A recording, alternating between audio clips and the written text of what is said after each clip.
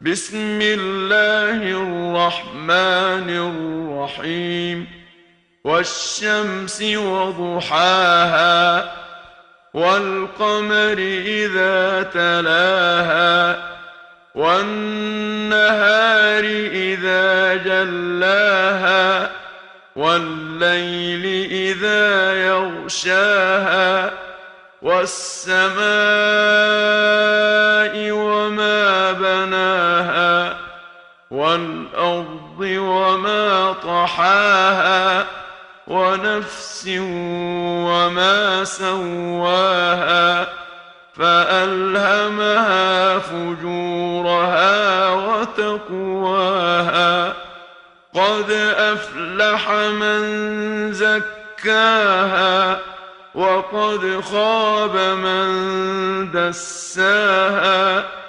Au nom de Dieu, le tout miséricordieux, le très miséricordieux, par le soleil et son éclat, par la lune quand elle le suit, par l'illumination du jour, par la nuit quand elle le voile, par le ciel et celui qui l'a édifié, par la terre et celui qui l'a étendue, par l'âme et celui qui l'a parfaite, et qui l'a rendue apte à juger de ce qui est bien et de ce qui est mal.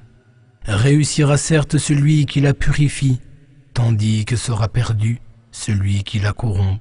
كذبت ثمود بطغواها إذ انبعث أشقاها فقال لهم رسول الله ناقة الله وسقياها فكذبوه فعقروها فدمدم عليهم ربهم بذنبهم فسواها ولا يخاف عقباها.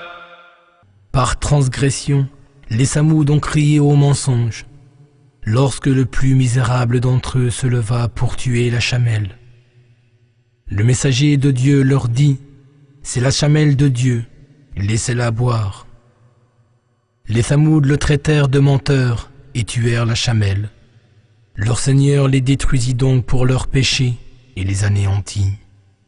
Il ne craint nullement leur disparition.